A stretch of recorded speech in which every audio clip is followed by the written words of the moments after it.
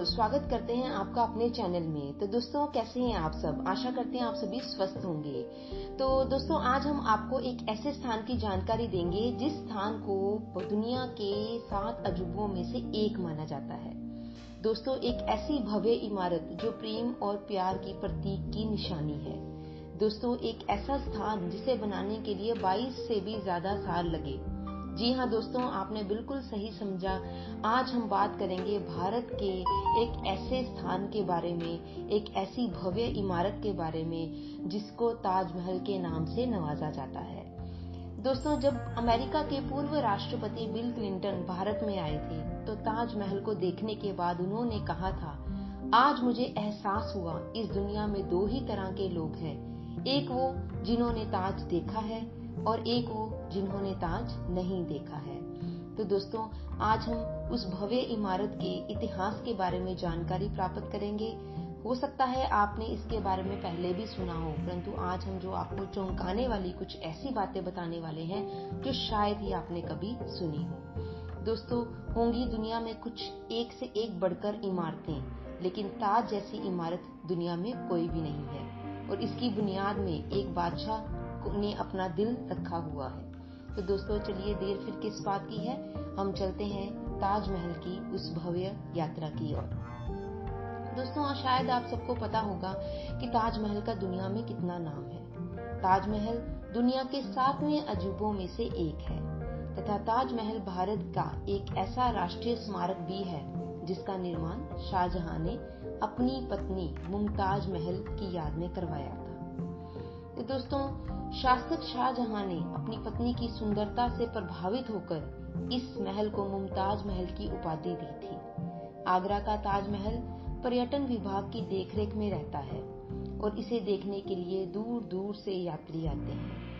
ताजमहल की थोड़ी दूरी पर ही बुलंद दरवाजा भी है तथा किला भी है तथा ताजमहल का और आगरा का जो मशहूर पेठा है वो आप यदि आते हैं तो जरूर खाकर जाइए।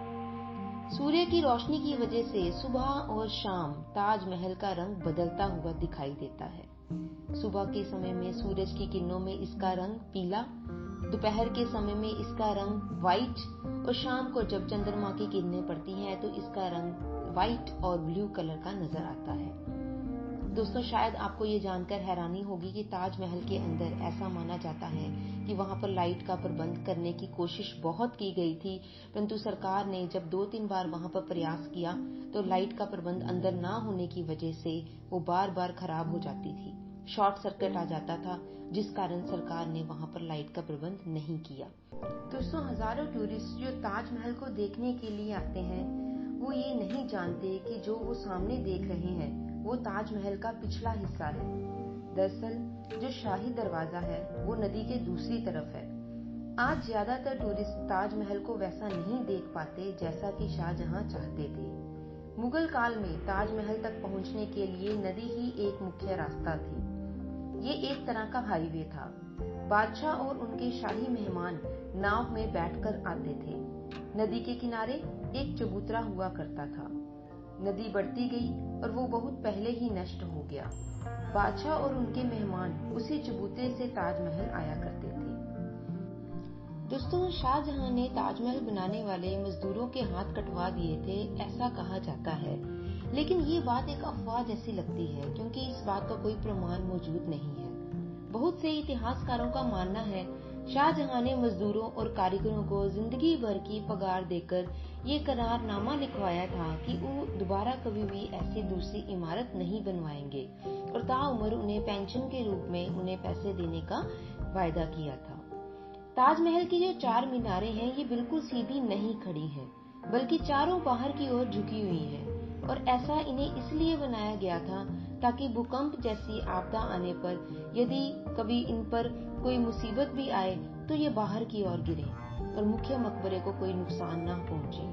तब ये सोच एक बहुत ही अपने आप में बेमिसाल बात है। कुतुब मीनार भारत की सबसे ऊंची मीनार है, लेकिन शायद आपको जानकर हैरानी होगी कि ताजमहल की ऊंचाई कुतुब मीनार से भी ज्यादा है।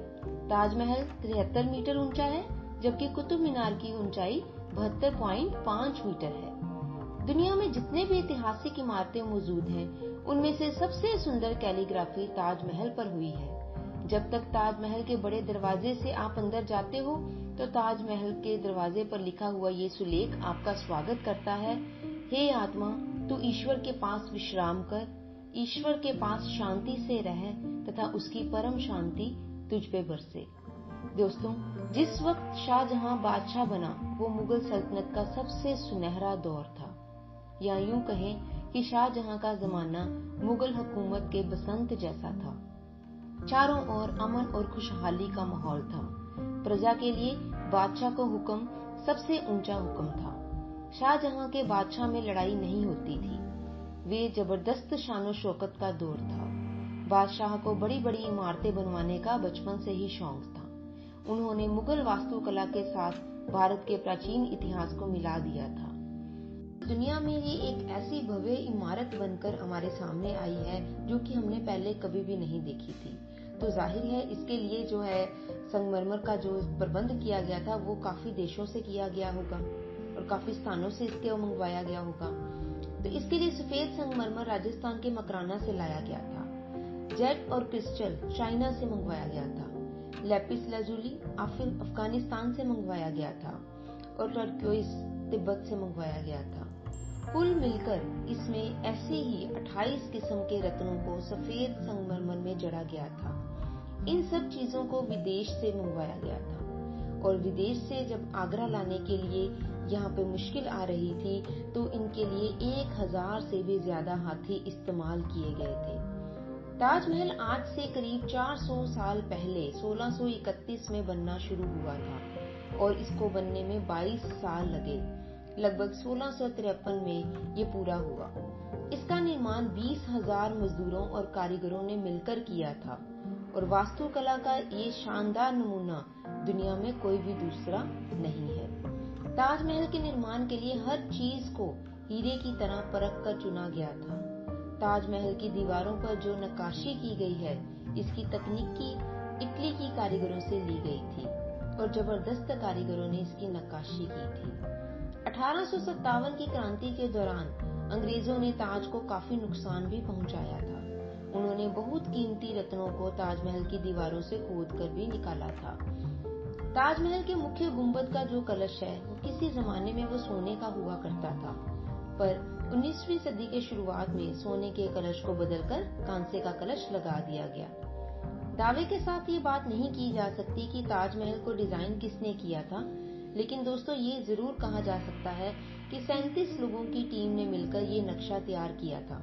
ये 37 वास्तुकार दुनिया के दूर दूर के कोनों से बुलाए गए थे। ताजमहल की नींव बनाते समय ताजमहल के चारों तरफ बहुत से कुएं खोदे गए। जी हाँ, आपने बिल्कुल सही सुना कि ताजमहल के चारों तरफ यानी कि इसके नीचे कुएं खोदे गए हैं। ये कुएं ताजमहल की नींव को मजबूत बनाते हैं। तो कई देशों में ताजमहल की नकल पर कई इमारतें बनी हैं, परंतु जो इमारत भारत में एक मिसाल के तौर पर आज भी आपको देखने के लिए मिलती है, ऐसी और इमारत दुनिया में कहीं भी नहीं है। ताजमहल की सबसे ज्यादा लोकप्रियता इसके निर्माण से जुड़ी हुई अद्भुत प्रेम कहानी से संबंधित है। बादशाह शाहजहां ने अपनी बेगम मुमताज महल की याद में इस इमारत को बनवाया था। मुमताज का असली नाम अजरुमन बानो बेगम था। शाहजहां ने उन्हें मुमताज महल का नाम दिया, यानी कि महल का सबसे अनमोल रतन। महज 38 साल की उम्र में अपनी 14वीं संतान को जन्म देते वक्त मुमताज की मृत्यु हो गई थी। उस वक्त वो बुरहानपुर में थी। अपनी प्रिय बेगम की मृत्यु से बादशाह बेहद दुखी हुए, जैसे उनकी जिंदगी ही तबाह हो गई थी। आखिर उनकी याद में शाहजहां ने ताजमहल को बनवाने का फरमान जारी किया। पहले मुमताज को बुरहानपुर में ही दफनाया गया था। इसके बाद शाहजहां ने ताज को बनवाना शुरू किया। तब बुरहानपुर से मुमताज के शव को निकालकर यहाँ ताजमहल बन रहा था, उसके पास एक बगीचे में दफना दिया गया। ताजमहल को तैयार होने में लगभग 22 साल लगे। तब तक मुमताज का शव बगीचे में ही बनाई गई कब्र में दफन रहा। बाद में कहा जाता है कि उसे ताजमहल के अंदर मुख्य गुंबद के नीचे दफना दिया गया था। शाहजहां का पूरा ध्यान ताजमहल को एक सुंदर रूप देने में लगा रहा। इसी बीच शाहजहां के बेटे ने आगरा पर हमला कर दिया और अपने पिता को भी कैद कर लिया। शाहजहां से पूछा गया कि वो क्या चाहते हैं, तो उन्होंने कहा उनको एक ऐसी जगह पर कैदी बनाकर रखा जाए जहां से वो सीधे ताजमहल को देख पाए, और उनकी ये आखिरी ख्वाहिश पूरी कर दी गई। कैद में रहते हुए भी हर वक्त शाहजहां ताजमहल को देखते रहते थे, और वहीं उन्होंने अपनी जिंदगी की आखिरी सांस भी ली। उन्हें भी मुमताज के साथ ताजमहल में ही दफना दिया गया। एक हारे थके बादशाह को अगर किसी ने नहीं गिरने दिया तो वो मुमताज के लिए उनका बेपनाह प्यार ही था। जिस लगन से प्यार की ये अनोखी निशानी बनकर तैयार हुई, उसी मिसाल को आज दुनिया के सामने उन्होंने रख दिया। कवि रविंद्रनाथ टैगोर जी ने ताजमहल के बारे में लिखा है, वक्त के गाल पर एक आंसू हमेशा हमेशा के लिए। दोस्तों, शाहजहां ये जानते थे ये दौलत, ये ताकत और ये शान शौकत और उनकी ये सल्तनत एक दिन सब खत्म हो जाएगा। उन्होंने सोचा कि कुछ ऐसी यादगार चीज बनाई जाए जो सदियों तक प्रेम करने वालों के लिए अमर रहे और एक मिसाल के तौर पर याद की जाए। तो बिल्कुल सही, आज ताजमहल आज भी बादशाह शाहजहां और मुमताज की एक प्रेम भरी कहानी को लेकर आज भी युगों युगों तक याद की जा रही है और आगे भी की जाएगी। आगरा के ताजमहल में शाहजहां और उनकी बेगम मुमताज महल का मकबरा आज भी मौजूद है। के 7 अजूबों में से एक माना जाता है। ताजमहल को मोहब्बत की मिसाल के नाम से भी जाना जाता है। इसी कारण से इसकी सुंदरता को देखने के लिए लोग दूर दूर से आते हैं और यहाँ पर आने वाले पर्यटकों की संख्या में कभी भी कमी नहीं होती है। जब वो इसके अद्भुत सौंदर्य को देखते हैं तो आश्चर्यचकित रह जाते हैं। ये भारत के प्रमुख पर्यटन स्थलों में से एक माना जाता है, जिसकी वजह से भारत में टूरिज्म को भी काफी बढ़ावा मिला है। ताजमहल के आकर्षण की वजह से ही इसे विश्व धरोहर की लिस्ट में भी रखा गया है। तो दोस्तों, यदि आप भी इस भव्य इमारत को देखने के लिए जाना चाहते हैं तो इस बात का ध्यान रखें कि शुक्रवार के दिन यह इमारत बंद होती है, वहां पर पर्यटकों के जाने में मनाही है। तो दोस्तों, आशा करते हैं आपको हमारी ये वीडियो अच्छी लगी होगी। यदि अच्छी लगी है तो इसे लाइक एंड शेयर करें और जाते जाते हमारे चैनल को सब्सक्राइब करना मत भूलें। अगली बार हम एक और नई यात्रा पर आपको लेकर चलेंगे किसी अच्छी संबंधित जानकारी के साथ। तो तब तक के लिए अपना ध्यान रखें। नमस्कार, जय हिंद।